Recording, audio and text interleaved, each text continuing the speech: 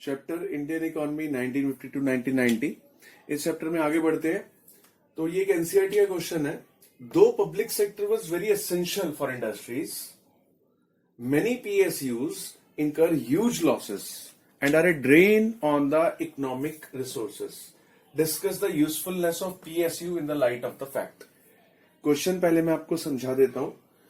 Public sector पता ही है आपको कि जो गवर्नमेंट सेक्टर होता है उसे पब्लिक सेक्टर बोलते हैं, जो गवर्नमेंट के एंटरप्राइजेस होते हैं, ठीक है, उसे ही पीएसयू भी उसी का शॉर्ट फॉर्म है, पब्लिक सेक्टर यूनिट्स, ठीक है, पीएसयूज।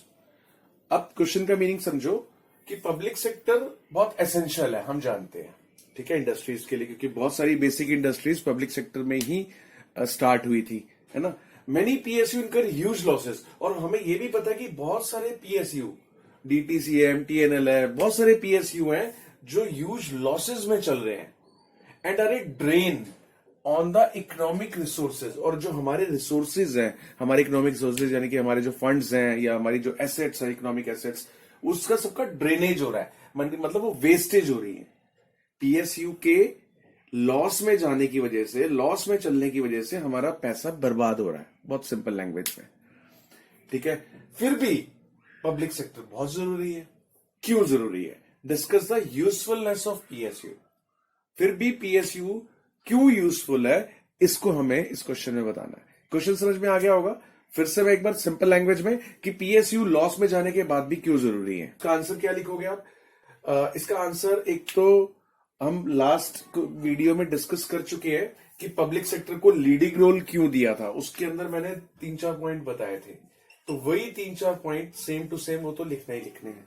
क्या क्या पॉइंट्स थे? कि प्राइवेट सेक्टर के पास फंड्स की शॉर्टेज होती है, इसलिए पब्लिक सेक्टर को आगे किया जाता है, और lack of incentive, private sector को कोई इंसेंटिव नजर नहीं आता, मतलब उन्हें कोई प्रॉफिट नजर नहीं आता, इसलिए वो इंटरेस्टेड नहीं होते हैं, कोई मोटिवेशन नहीं उनके लिए, इसलिए पब्लिक सेक्टर आगे आता है। और सोशल वेलफेयर, क्योंकि प्राइवेट सेक्टर सोशल वेलफेयर के बारे में तो नहीं सोचता है ना, लेकिन सिर्फ गवर्नमेंट सेक्टर ही सोचता है, इसलिए गवर्नमेंट सेक्टर को लीडिंग रोल दिया जाता है।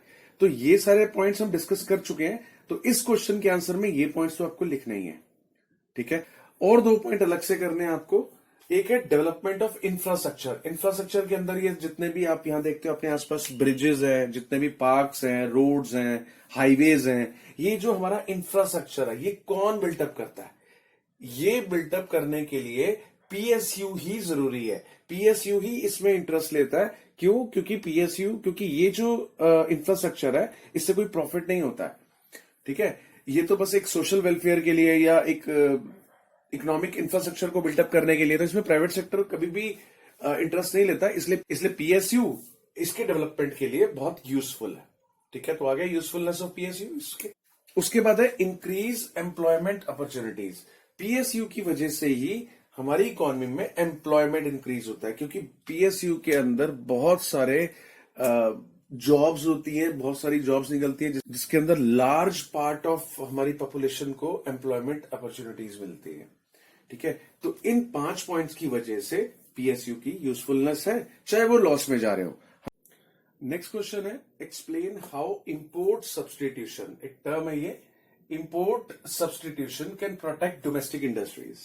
क्वेश्चन का मीनिंग समझो पहले कि डोमेस्टिक इंडस्ट्रीज यानी कि जो हमारी कंट्री के अंदर जो इंडस्ट्रीज हैं, इंडियन इंडस्ट्रीज है, इंपोर्ट सब्सटीट्यूशन अगर हम करते हैं तो इससे डोमेस्टिक इंडस्ट्रीज कैसे प्रोटेक्ट होंगी, उनको कैसे फायदा होगा इंपोर्ट सब्सटीट्यूशन से। क्वेश्चन समझ में आ गया? सिंपल लैंग्वेज में इंपोर्ट सब्सटीट्यूशन से हमारी डोमेस्टिक इंडस्ट्रीज को कैसे फायदा होगा। पहले तो ये समझने वाली बात है कि इंपोर्ट सब्सटीट्यूशन का मीनिंग क्या है। अगर इसका मीनिंग नहीं पता होगा तो आपको क्वेश्चन नहीं समझ में आएगा, आंसर तो फिर कैसे आएगा, ठीक है। तो पहले इसका मीनिंग समझो। इंपोर्ट सब्सटीट्यूशन का मतलब है कि जो अब तक हम इंपोर्ट कर रहे थे, यानी कि जो हम बाहर से चीजें मंगा रहे थे, मान लिया इंडिया के पास एक चीज, कोई भी टेक्नोलॉजी नहीं है, तो यूएस से हम इंपोर्ट कर रहे थे।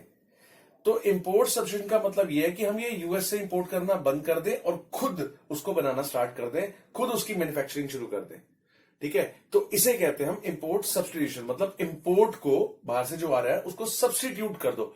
किससे सब्सटीट्यूट कर दो? अपनी होम मेड, अपनी डोमेस्टिकली मेड प्रोडक्ट से, ठीक है। समझ में आ गया इंपोर्ट सब्सटीट्यूशन टर्म का मतलब कि इंपोर्ट को छोड़कर खुद बना लो, बाहर से मंगवाने की बजाय खुद बना लो, इसे कहते हैं इंपोर्ट सब्स्टिट्यूशन। तो मीनिंग क्लियर हो गया आपको इंपोर्ट सब्स्टिट्यूशन का। अब इससे डोमेस्टिक इंडस्ट्रीज प्रोटेक्ट कैसे होंगी, इसका मैं एक एग्जांपल लेता हूं। मान लिया हमें चाइना से सेलफोन चाहिए, सेलफोन यहां पर नहीं बनता, चाइना से हमें इंपोर्ट कराना पड़ता है, ठीक है। तो ऑब्वियसली जब चाइना से इंपोर्ट होगा तो जितना भी वो सेलफोन यहां बेचेगा उसका सारा का सारा प्रॉफिट चाइना के पास ही जाएगा, इंडिया को तो कोई फायदा नहीं है उससे। तो क्यों ना ऐसा किया जाए, ये सेलफोन हम इससे मंगाने की बजाय, यहां से मंगाने की बजाय क्यों ना हम ये इसको इंडिया में इसका प्रोडक्शन शुरू कर दें, है ना। तो इससे क्या होगा कि इंडिया की जो डोमेस्टिक इंडस्ट्रीज है वो प्रोटेक्ट हो जाएंगी, है ना। वो उनके अंदर एम्प्लॉयमेंट अपॉर्चुनिटीज बढ़ेंगी, इंडिया का पैसा इंडिया में रहेगा, प्रॉफिट भी हमारे इंडिया के पास आएगा, नेशनल इनकम भी इंडिया की बढ़ेगी, जीडीपी भी इंडिया का ग्रो करेगा, है ना। तो इंपोर्ट सब्स्टिट्यूशन करने से हमारी डोमेस्टिक इंडस्ट्रीज ग्रो करेंगी ना।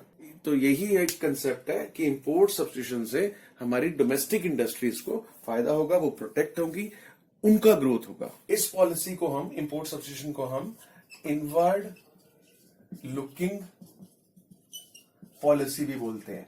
इनवर्ड लुकिंग पॉलिसी, इसके नाम से ही देखो लग रहा है इनवर्ड लुकिंग, यानी कि हमें किसी भी प्रोडक्ट के लिए बाहर वालों की तरफ, फॉरेन कंट्रीज की तरफ नहीं देखना कि हम उनसे कैसे इंपोर्ट करें, हमें इनवर्ड देखना है। इनवर्ड का मतलब अपने इंडिया के अंदर ही देखना है ना। इनवर्ड मतलब अंदर की तरफ, अपने इंडिया की तरफ देखना कि हमारे पास क्या पोटेंशियल है, हम उसको कैसे प्रोड्यूस कर सकते हैं। समझ में आ गया। इंपोर्ट सब्स्टिट्यूशन से हमारी डोमेस्टिक इंडस्ट्रीज ग्रो करेंगी और प्रोटेक्ट होंगी।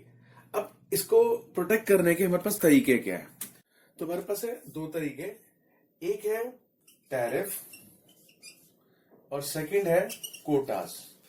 इससे हम कैसे प्रोटेक्ट कर सकते हैं, सुनो। अब मान लिया इंडिया में सेलफोन बन रहा है, ठीक है, और चाइना भी सेलफोन बना रही है, हमने यहां पर प्रोड्यूस करना शुरू कर दिया, लेकिन फिर भी जो यहाँ के शॉपकीपर्स हैं, यहाँ के जो होलसेलर्स हैं, डिस्ट्रीब्यूटर है, अगर वो चाइना से गुड्स मंगवाए तो आप उनको रोक तो नहीं सकते। तो अब भी फिर हमारी इंडस्ट्रीज, डोमेस्टिक इंडस्ट्रीज रिस्क में आ जाएंगी, क्योंकि वहां से वही फोन 8,000 रुपए का आएगा, सेम क्वालिटी सेम फीचर्स, और यहां पे वही फोन 10,000 रुपए का बन रहा है, तो ऐसे तो हमारी इंडस्ट्रीज फिर से फ्लॉप हो जाएंगी। तो अब इनको कैसे हम प्रोटेक्ट कर सकते हैं, देखो इनको प्रोटेक्ट करने का तरीका है हमारे पास, पहला टैरिफ। टैरिफ का मतलब होता है टैक्सेस, जो हम इंपोर्ट एक्सपोर्ट पे लगाते हैं, तो उन टैक्सेस को हम टैरिफ के नाम से जानते हैं।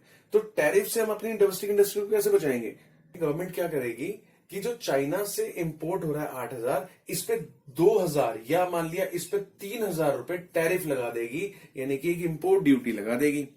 तो इंपोर्ट ड्यूटी लगाने से क्या हुआ, वो प्रोडक्ट बेशक जो 8,000 रुपए का आ रहा था वहां से, लेकिन इंपोर्ट ड्यूटी की वजह से जानबूझकर गवर्नमेंट ने उसको 11,000 रुपए का कर दिया। तो उससे क्या हुआ, अब वो प्रोडक्ट सस्ता होते हुए भी इंडिया के अंदर एंटर करते ही वो 11,000 का है, इंडियन फोन 10,000 का है। इस तरह से अब कौन सा प्रोडक्ट बिकेगा, ऑब्वियसली इंडियन। तो देखो फिर से इंडियन जो इंडस्ट्रीज है वो प्रोटेक्ट हो गई ना। किस वजह से हो गई, इस 3,000 रुपए जो गवर्नमेंट ने टैरिफ लगा दिया, ठीक है। दूसरा है कोटा। कोटा में क्या होता है, एक कोटा मतलब होता है क्वांटिटेटिव रिस्ट्रिक्शन। क्वांटिटेटिव रिस्ट्रिक्शन का मतलब है कि ठीक है आप बाहर से फोन मंगवा सकते हो, डिस्ट्रीब्यूटर्स को मना नहीं कर रही है इंडियन गवर्नमेंट कि ठीक है आप मंगवा लो, लेकिन आप जो मंगवाओगे उसकी क्वांटिटी गवर्नमेंट कहती है हम डिसाइड करेंगे कि आप मान लिया सिर्फ 500 फोन ही मंगा सकते हो, या आप सिर्फ 1,500 फोन ही मंगा सकते हो। तो गवर्नमेंट ने एक रिस्ट्रिक्शन लगा दी क्वांटिटी पे कि इससे ज्यादा आप नहीं मंगवाओगे, ठीक है। तो उससे भी क्या हुआ कि थोड़े से फोन चलो उनके बिक जाएंगे, बाकी तो फिर उसके बाद इंडियन प्रोडक्ट ही बिकेगा, ठीक है। तो इस तरह से ये कोटा रिस्ट्रिक्शन लगाकर भी गवर्नमेंट अपनी डोमेस्टिक इंडस्ट्रीज को सेव कर लेती है, ठीक है। लास्ट क्वेश्चन है इस चैप्टर का, why and how was private sector regulated under the IPR 1956। IPR मतलब है इंडस्ट्रियल पॉलिसी रेजोल्यूशन 1956, यानी कि इंडस्ट्रियल पॉलिसी आप कह सकते हो इसे। तो ये इंडस्ट्रियल पॉलिसी में प्राइवेट सेक्टर को रेगुलेट किया गया, प्राइवेट सेक्टर को के ऊपर थोड़ी सी लगाम कसी गई। कैसे, मैं आपको बताता हूं। पहले हमारे यहाँ जो प्लानिंग पीरियड शुरू हुआ वो 1951 में हमारा फर्स्ट 5 ईयर प्लान आया था, ठीक है। फर्स्ट 5 ईयर प्लान 1951, फिर उसके बाद 5 साल तक चला ये, फिर 1956 में हमारा सेकंड 5 ईयर प्लान आया। तो ये जब ये सेकंड 5 ईयर प्लान आया तो ये स्पेशली किसके ऊपर था, इंडस्ट्रीज के ऊपर। क्या था इस प्लान में, अब वो सुनो। इस प्लान में हमारी इंडिया की इंडस्ट्रीज की 3 कैटेगरी बना दी, schedule A, schedule B, schedule C. Schedule A में कौन सी इंडस्ट्रीज रखी गई, जो कि ऑन बाय स्टेट ओनली, कि ये वो इंडस्ट्रीज थी जिसमें जो प्राइवेट सेक्टर जिसके अंदर एंटर ही नहीं कर सकता, सिर्फ और सिर्फ स्टेट गवर्नमेंट ही एंटर कर सकती है। ठीक है। शेड्यूल बी में कुछ इंडस्ट्रीज रखी गई, ये वो इंडस्ट्रीज थी जिसमें प्राइवेट सेक्टर फुल फ्लेज्ड अपना प्रोडक्ट नहीं बना सकता, ये सिर्फ वो प्रोडक्ट बना सकता है जो कि सप्लीमेंट प्रोडक्ट होगा स्टेट इंडस्ट्रीज का। मतलब कि जैसे अगर स्टेट इंडस्ट्री पेन बना रही है तो ठीक है, प्राइवेट सेक्टर उसकी इंक बना सकता है, यानी कि पूरा का पूरा पेन, इंक और पेन प्राइवेट सेक्टर नहीं बना सकता, प्राइवेट सेक्टर सिर्फ उसका सप्लीमेंट बनाएगा। शेड्यूल सी में वो इंडस्ट्रीज रखी गई जो कि प्राइवेट सेक्टर जिसको पूरी तरह से फुल फ्लेज्ड उसको कंट्रोल कर सकता है, उसको ऑपरेट कर सकता है। ठीक है। तो 3 यानी कि सारी इंडस्ट्रीज को 3 शेड्यूल्स में डिवाइड कर दिया गया। फिर से देख लो, शेड्यूल ए में वो इंडस्ट्रीज जो गवर्नमेंट ही करेगी, प्राइवेट सेक्टर नहीं कर सकता। शेड्यूल बी में जिसका एक सप्लीमेंट प्राइवेट सेक्टर बनाएगा और बाकी स्टेट गवर्नमेंट बनाएगी। ठीक है, यहां पर पूरी आजादी नहीं है प्राइवेट सेक्टर को। और सी, यहां पे वो इंडस्ट्रीज थी जिसके अंदर प्राइवेट सेक्टर एंटर कर सकता है, कंट्रोल कर सकता है, ऑपरेट कर सकता है। लेकिन फिर भी इनके अंदर भी गवर्नमेंट ने इनको पूरी तरह से फ्रीडम नहीं दी, इनके ऊपर एक रेगुलेशन लगा दिया, लाइसेंसिंग। यानी कि अगर प्राइवेट सेक्टर को ये वाली इंडस्ट्रीज में भी अपना काम करना है तो उनको लाइसेंसिंग सिस्टम से होकर गुजरना पड़ेगा। अकॉर्डिंग टू लाइसेंसिंग सिस्टम, इसमें देखो 3 बातें क्या थी। कोई भी न्यू इंडस्ट्री आती है उसको कंपलसरी लाइसेंस लेना पड़ेगा। नंबर 2, उसको लाइसेंसिंग इजीली मिल जाएगा अगर वो जो इंडस्ट्री है वो एस्टेब्लिश की जाए बैकवर्ड रीजन में। कुछ बैकवर्ड रीजन थे ना, कुछ बैकवर्ड रीजन होते हैं जो डेवलप नहीं होते, अंडर डेवलप्ड होते हैं। तो गवर्नमेंट का ये आइडिया था कि अगर वहां पर इंडस्ट्रीज लगेंगी तो वो एरियाज जो हैं वो भी डेवलप हो जाएंगे। तो इसलिए गवर्नमेंट ने लाइसेंसिंग सिस्टम में ये प्रोविजन था कि लाइसेंसिंग इजीली मिल जाएगी अगर वो इंडस्ट्री बैकवर्ड रीजन में स्टैब्लिश हो। ठीक है। और इसके अंदर तीसरा जो रेगुलेशन था कि अगर आपको एक्सपेंशन भी करना है अपने बिजनेस का, मान लिया एक ऑलरेडी इंडस्ट्री, एग्जिस्टिंग इंडस्ट्री है, चल रही है, लेकिन वो चाहते हैं कि अपने बिजनेस को एक्सपैंड करना, यानी कि अगर मान लिया अब तक वो 1000 प्रोडक्ट्स बना रहे थे, वो अब चाहते हैं कि उनकी कैपेसिटी बढ़ाकर 1500 प्रोडक्ट बनाना है, एक्सपेंशन करना है बिजनेस का। तो इसके लिए भी लाइसेंसिंग, तो यानी कि लाइसेंस लो, उसके बिना आप एक्सपैंड भी नहीं कर सकते। तो थोड़ी सी टफ थी ये जो आईपीआर 1956 थी। ठीक है, उसमें काफी रेगुलेशंस थी प्राइवेट सेक्टर के ऊपर। फिर से एक बार रिव्यू कर देता हूं क्या क्या उनके ऊपर रेगुलेशंस थी। फर्स्ट, न्यू इंडस्ट्री आएगी तो लाइसेंस लेना जरूरी होगा।